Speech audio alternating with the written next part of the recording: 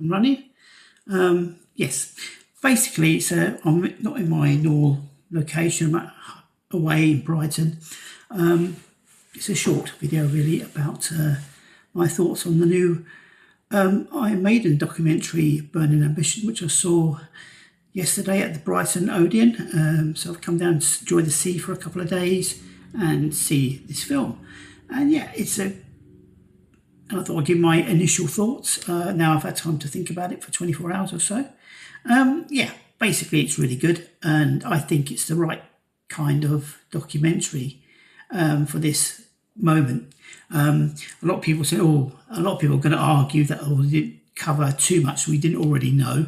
I understand if you know about the band anyway, you're going to know most of the stuff that went on in the life of the band for the last 50 years, all the ups and downs, that sort of thing, and people leaving, people coming back.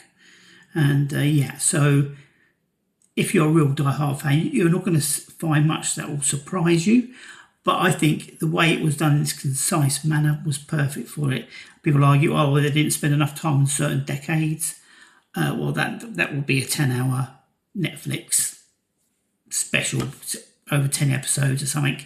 And that may happen one day. They may have enough footage to do an extended version. But I think the way it's formed in a documentary feature form was really good. And I just think it was quite imaginative that they used the framing was the fans were front and centre, and the band and different members of the band, past and present. Some of us who have left us, like Clive Burr was mentioned, and also Paul Di'Anno was interviewed for his contribution to Maiden. So it's a very, very, very strong documentary, a music documentary. Like I said, a lot of people moan that there's not enough information about certain albums or something like that. But it was talking about the period. It was talking about how it captured the essence of the band, I think.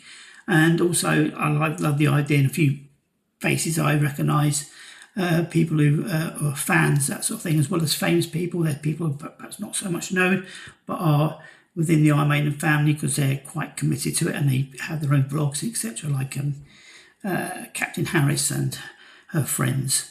And so I think it was a really amazing documentary, and it was obviously each segment was bookended by an animated version of it. Eddie, brilliantly animated and really interestingly done, really visually striking as well. Yeah, so it was obviously there's some funny moments in it, sort of thing, like Nico's initial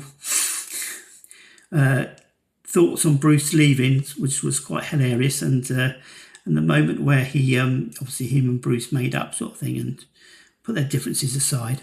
And also there's a hilarious use of editing. In the film it's all good really, because the editing is really interesting, because sometimes they put images that are connected to that particular part of the story, sometimes they don't, they're just like demonstrating something. And the two photographs they used for Steve and Bruce, when they had their meeting and they asked, wanted to get back, Bruce wanted to come back to Maiden, Steve asking him why. The use of the particular photographs, I won't spoil it for you, it's quite funny. It made me chuckle quite a lot, sort of thing, but it's really good. If you see it, you'll know what I mean. Anyway, so I think it's I would say, I won't go that far as 10 out of 10. I think it's a 9 out of 10 documentary. It did something that's really creative in the way it put things together, managed to condense the essence of Iron Maiden over its 50 years in about an hour and 45 minutes, which I think was excellent, and it was really well done. So yeah, if you get the chance to check it out, or if it's going to be shown at some other point in the cinema, please go.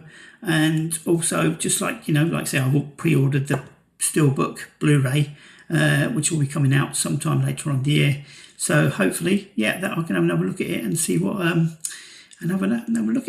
think about it then.